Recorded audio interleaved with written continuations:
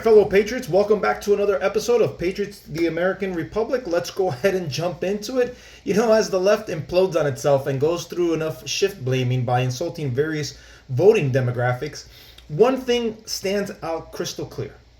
The left is completely out of touch with the vast majority of America. Not only are they out of touch, but they refuse to listen to anything outside of their own echo chambers. Throwing blame on the voters is a sure way of guaranteeing Republicans will continue to keep on winning. It's an excellent strategy, as a matter of fact, and I recommend they keep on doing it. In this episode, I want to show you folks out there just how out of touch the Democrats are and seal the nail in the coffin that they're no longer the Democratic Party of old that a lot of people cling to, right?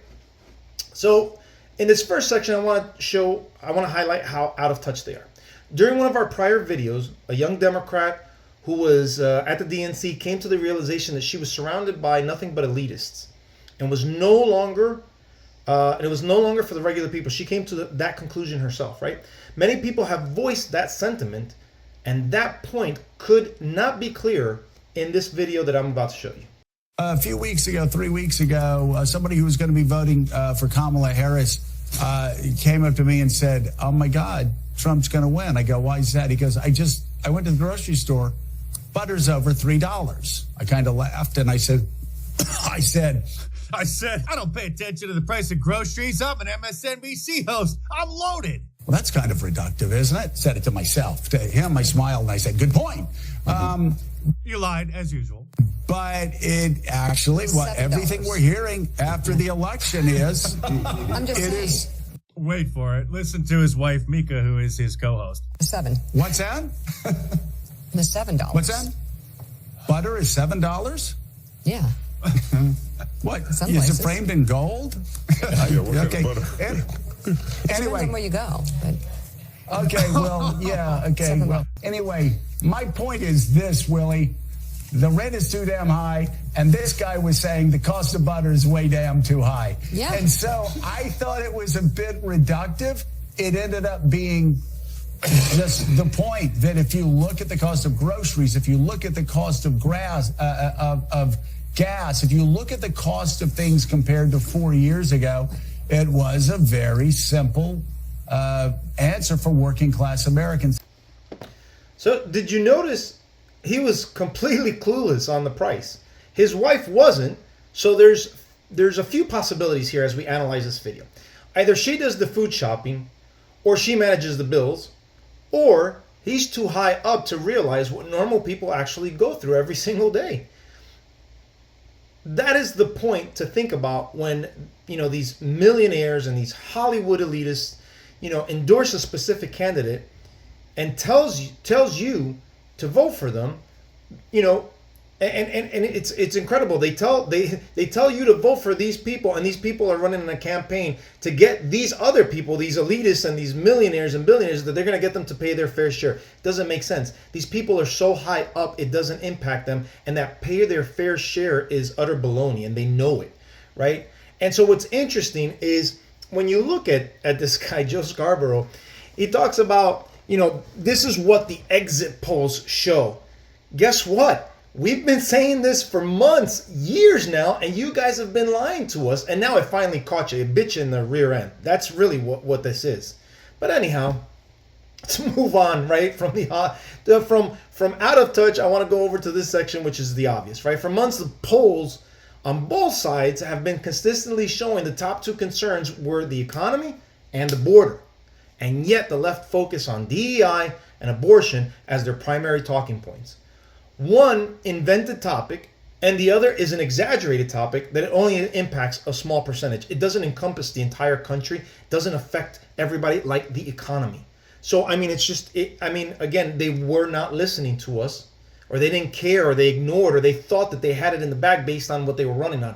So some people are actually hitting the nail on the head when it comes to certain analysis. Now, it depends whether people want to hear it or not, but let's check out this next video. You've heard me over the last few days. I do have concerns about the way the Democratic Party relates to working class voters in this country. The only group that Democrats gained with in the election on Tuesday was white college graduates, and among working class voters there was a significant decline. The only group they Democrats won among were people who make more than $100,000 a year. You can't win national elections that way, and it certainly shouldn't be that way for a party that fashions itself as the party of working people. So I think he has a point. So in our prior video, we showed David Axelrod pointing out to racism and sexism, but in this video, he hits the nail on the head.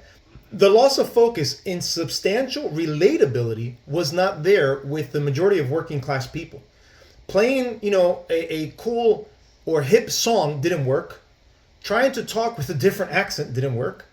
Bringing in out of touch Hollywood celebrities that don't experience the same struggles that we experience every single day, that didn't work.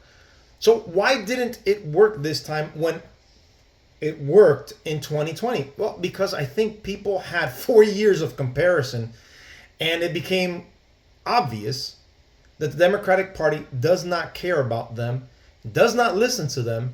And I think this next video really exemplifies what Democrats did to their voters and what some of them are still doing even after this massive loss. There's this sense, right, that whiteness, right, is under threat. The demographic shifts. The country isn't what all of these racially ambiguous children on Cheerios commercials are confusing the hell out of me. Right?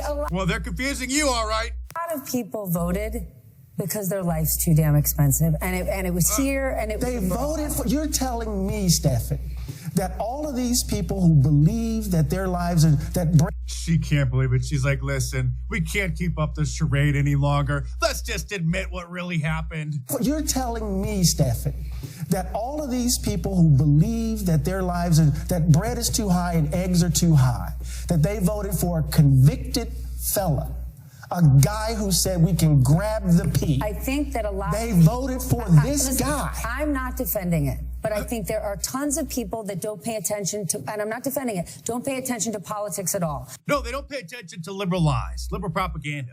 Or they watch people like me who dedicate their time to debunking it. Life's not fair. I'm not doing well. My son's still living in the basement. I can't seem to get a job. I don't like the status quo. I'm voting for something else, and he was I the person. love you to life, I love you, but I do not believe that. I cannot believe that. And the reason I think you believe it is because you don't want to believe that that's what's really motivating them. She pities this poor man who's almost in tears. So even when you give them information that goes against their own echo chamber, they still refuse to listen. And as long as they continue that refusal, they'll continue to be out of touch. Listen, the guy brought up stuff that is irrelevant, right, to the bottom line, and that's what's in your pocket, right? Who cares about words? Those words are taken out of context. Let's start there. But I don't really care about what anyone says. I'm more focused. I'm more worried about, can I provide for my family? Do we have enough so that we can get by, right? That I think trumps whatever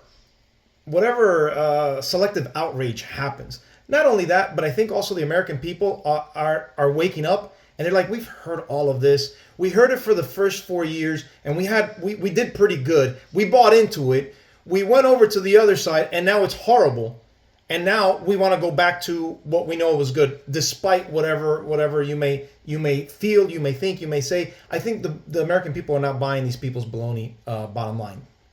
So that's just how I see it. But at the same token, like this guy, he just refuses to believe anything that is being told, whether it's fact, whether it's opinionated. He won't even consider the fact, well, maybe this person's got a point. Darn, if all of these things are going up, and people's wages are not matching that, then there's a legitimate concern. He doesn't even want to take that into account. So, and I think this next video is exactly, it points that out exactly. Let's take a look. If you look at the arc of the Biden presidency, he was in really good shape until August of 2021. When Afghanistan happened, he went under 40, she went under 40, and they really lived there until the end of the He's still there. Why? Look, I'll tell you because he ran and told us that the adults were back in charge, And that was the opposite. Yeah, they of were, that. because and Donald you know, Trump and, was a child. And you know what else? Yeah. And you know what else? He's a the fact that they wouldn't give these 13 service members' families the time of day. Dude, time of day. I'm sorry. I'm would sorry, not. but And it was Donald wrong. Trump hates veterans. He called them suckers and losers. He did. He absolutely, despite Look, he has his whole life. He has his entire life. I know you're super emotional. I just. Of course I am. I'm terrified. I'm telling you, the political reality is that when they made that decision. It doesn't matter, but you don't admit that Donald Trump hates veterans. You don't admit it. You deny a man, Chief John Kelly, a Marine. You say he lied. You're still campaigning. You say he lied. It's not over. It'll never be over. The wars in Afghanistan, the war in Iraq, the Republican policies that led to those wars, the idea that Joe Biden made the final difficult decision, and his administration and his military leaders. I mean, you guys live on the tippy top of bull mountain if you actually think that so many people think that the pullout of Afghanistan was the pivot point. Are you kidding me? I mean, I can read a chart and I can read a poll. I guess you can't. But the reality is when he made that decision. Your petty insults when he made are that so weak, dude. You have no idea. Like, I don't even understand if you hear yourself talking. Look, you can laugh all you want, but like, I can't read a chart. Like, it's just a second. It's so hacky. It's so uninteresting. Look, the reason that we brought this up is because that was from a Democratic. So, was Biden's popularity, was that the pivotal point where he goes below? I don't have the chart. I don't know what chart they were looking at. But if that's an indicator, if you see him above 40 and then he dips below 40 at that point and continues to dip, well, yeah, you can conclude that that was a pivotal moment. Now, the left's, focal point, it's really not based on reality. They don't want to listen to anything when it triggers them emotionally. That guy was obviously emotional. The majority of America is not down with their insanity, especially when, we're struggling economically. We're fearful of our lives and our livelihood. I mean, all of that other stuff goes out the window. But let's watch this next video and see what happens when you trigger them. There are a lot of families out there who don't believe boys should play girls' sports. They're not boys. I'm not going to listen to transphobia at this table. I am not going to listen to you call a trans girl a boy. Are you going to allow me to finish my explanation? When you use a word that's a slur, I'm going to interrupt. That's not how it is. They're not boys. They're not boys. They're not playing girls' softball. I'm not going to sit there and listen to that. Let's reset for a second because, look, this is a really heated issue, right? And Sharmichael, I know you. I know that you understand that people have different views on this. I think out of respect for Jay, let's try to talk about this in a way that is respectful. Okay, so let me rephrase this since I'm being targeted here. I don't, just to be clear, you are not being targeted. I am, but it's okay. I'm specifically saying that I know that you are not intending to be transphobic. He should know that I'm not. But he wants to sit here and bloviate. I'm saying you're using a phrase that you you an opportunity. So the way regular people interpret it. This is an example why we've rejected this, right? Notice that guy. That guy, it sounded like he was not on the right, and he was just giving an example of what people on the right or even in the middle were not down with when it came to, this topsy-turvy, upside-down clown world. And just by referencing it, the guy got triggered. The guy got triggered and labeled him transphobic, or he said he wasn't going to listen to transphobic rhetoric. And this is how unhinged these people are. And this is an example of why Harris had no gains above 3% in this country. We played this video in the last video, but I'm going to play it again just to set up a contrast. So you asked, are there any places that the vice president is overperforming Joe Biden in 2020? So we could show you that as well. We just bring that out here. Harris overperforming in 2020. Holy smokes. There you go. So let this go away and see if there's anything on the east side there. Literally nothing? Literally nothing. Literally not one county? Meanwhile, Donald Trump brought a much-needed red wave. Good morning. Welcome to This Week. In just 71 days, Donald Trump will be sworn in again as President of the United States. His comeback victory unlike anything we have ever seen in American history. Just take a look at the final results. With Arizona now projected for Trump, he locks in a sweeping victory in every single battleground state. And Trump did more than that. he made big gains with young voters and with Latinos, doing better among Hispanic voters than any Republican presidential candidate since the first exit polls were conducted in 1976. He even did better among women than when he ran against Joe Biden. He also made... But wait, there's more. He also made significant gains in some of the most democratic places in the country, doing better in places like Brooklyn, New Jersey, and Chicago. And in deep blue California, Donald Trump is on track to do better than any Republican in 2 decades. And he was running against a Californian. California voters also rejected liberal policies on taxes, rent control, and crime.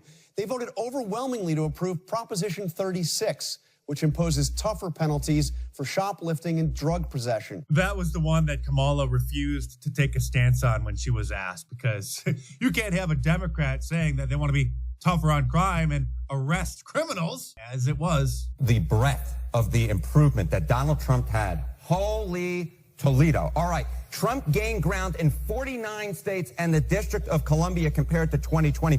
I went back through the record books. When was the last time a party gained in so many different places? You have to go all the way back to 1992 when Bill Clinton improved upon Michael Dukakis's performance in 49 states, plus the District of Columbia. The bottom line is, no matter where you looked on the map, Kate Baldwin, no matter where you looked, Donald Trump was improving on where he did 4 years ago, except for Washington State. It is no wonder that at this particular point, he looks like he's going to be the first Republican to win the popular vote since George W. Bush back in 2004. And he actually did win the popular vote. So after all these examples we provided, I'm pleased to cover the leftist media like MSNBC is slipping in the ratings. And one can only hope they continue to slip into their inevitable demise.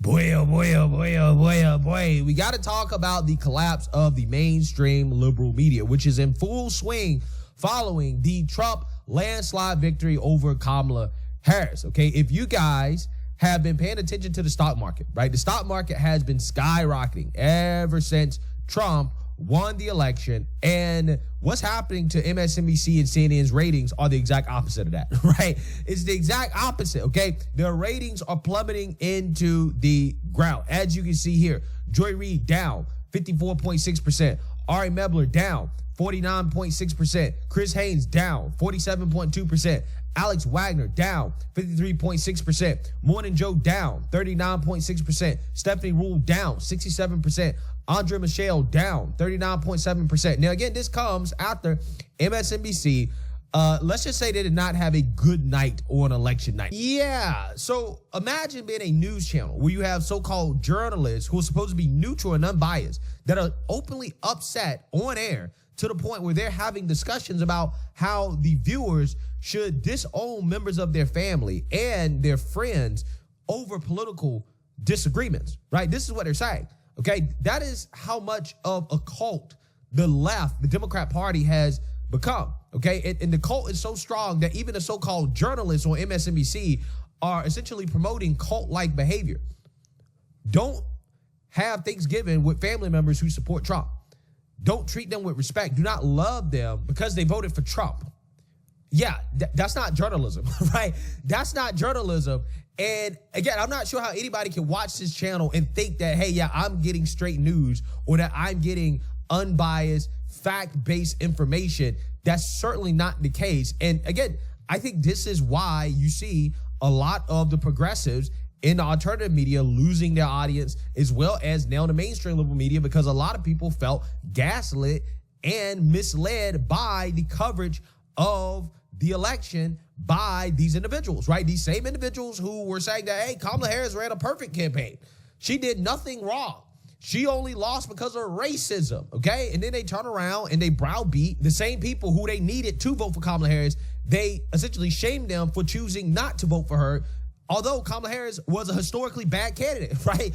Kamala Harris could not define what was different about her than Joe Biden, okay? And so people decided, hey, you know what? I'm going to vote for what I know. I'm going to vote based off the economy. And these people are losing their minds over it. They're blaming you. You have a problem. You're the issue, right? You're the bad person, not them, not the people who lied to you for the last 8 years straight about Trump. No, they're not the issue. Not the people who are completely out of touch with the American people. No, they're not the issue. It's you, the normal people.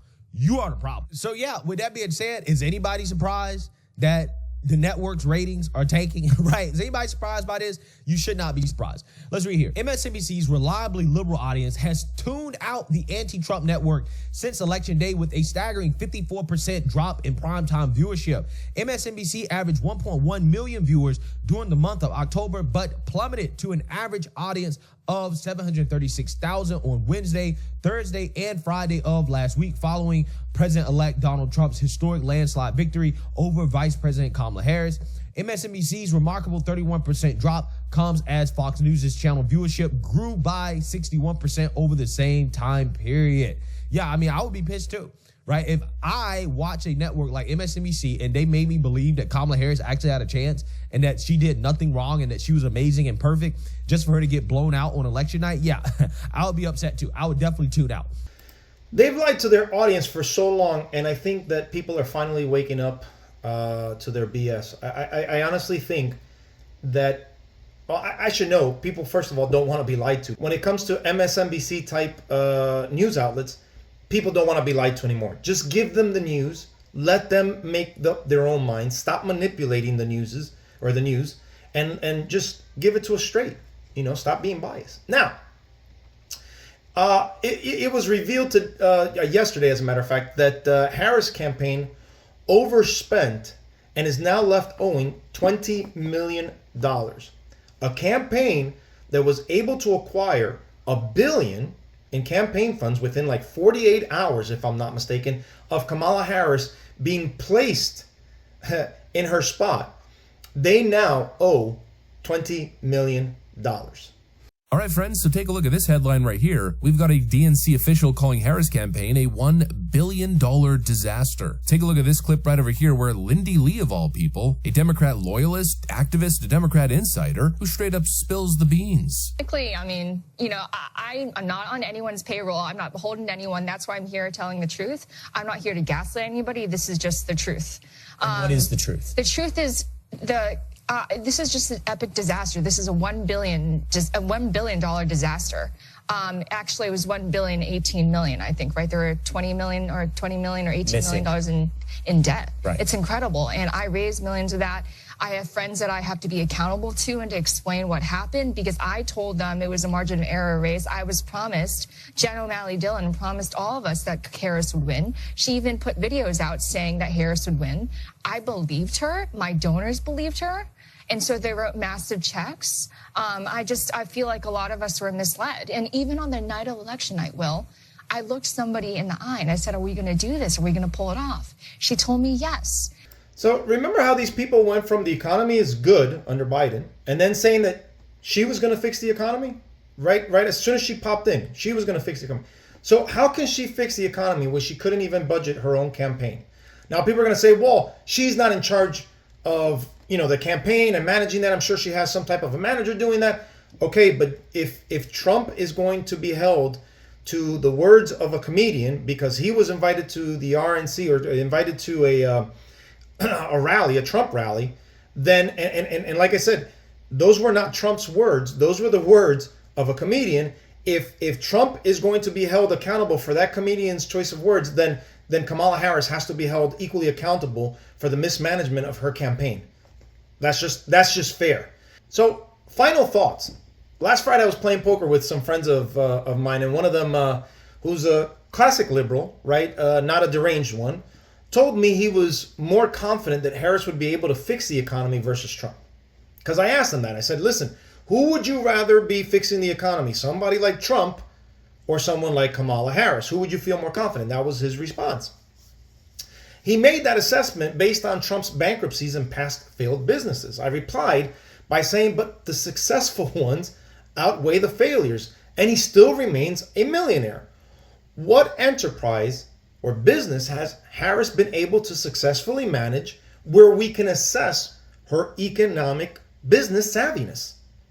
Now, we couldn't get an answer, right? I think we started talking, we started playing, but I don't think he had a direct answer. He just told me he just kept focusing on the bankruptcy. As a matter of fact, somebody jumped in and they were talking about, they were dismissing the bankruptcies and so on and so forth. The point of the case is you have a contrast. Everybody knows Trump's a business mogul, right? That's undeniable. Harris doesn't have that same credibility. The best credibility she has is law, because she was a DA in California, right? So to me, it's obvious she had none. And one can clearly conclude that all the substantial promises she made were full of lies, specifically when it came to the economy and the border. Those were the two biggest concerns, and those are the two biggest ones that she was full of. The Democrats had no real plan on how to help the regular American, which is why she couldn't answer any of the questions that were asked to her. The Democrats were solely focused on two things: political power and the title of having first female president and the first female color president, first female of color president. Those were their focuses, and the American people didn't buy it. But I want to prove the point with this next video. Joe Biden's been a phenomenal president. He's lived up to so many of the promises he's made. There's one promise left that he could fulfill, being a transitional figure. He could resign the presidency in the next 30 days, make Kamala Harris the president of the United States. Whoa. He would absolve her from being able to have... They're even laughing at him. His fellow panelists on the Clown News Network. Even the host, Dana Bash. Dana has a rash. From having to oversee the January 6th transition, right, of her own defeat. And it would make sure that it would dominate the news at a point where Democrats have to learn drama and transparency and doing things that the public want to see. Is the time. This is the moment for... Even the black woman is laughing at him. When you hear someone like that, you know, what other conclusion can you come to, right? Who does this help? By doing this, by Biden stepping down and them making Kamala Harris president for 2 months, less than that, who does it help? Does this help anybody pay their bills? Have a better life? Have financial stability? The Democrats didn't connect with the American people because they didn't listen to the plight of the American people. Instead, they were so focused on their own self-interest, and thankfully, the American people saw through it. People like that this guy just said, that's all they were focused on. Having their first female president and a female of color president. That was their priority. It wasn't the border. It wasn't the economy. It wasn't the American people. It was their own self-interest. So guys, that's it for my video. Thank you so much for joining me. God bless you guys. God bless our country. And God bless Donald Trump. I will see you guys on the next one. Bye-bye.